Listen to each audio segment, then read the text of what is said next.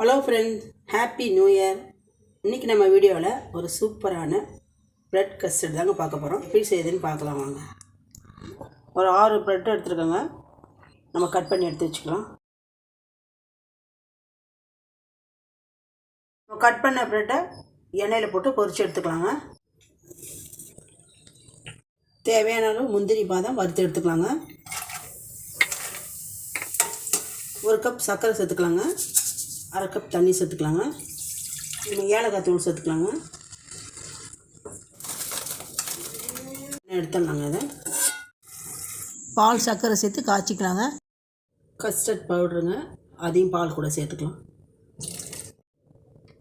இப்போ ரெடி பண்ணி வச்ச பால் நம்ம ப்ரெட்டில் சேர்த்துக்கலாங்க.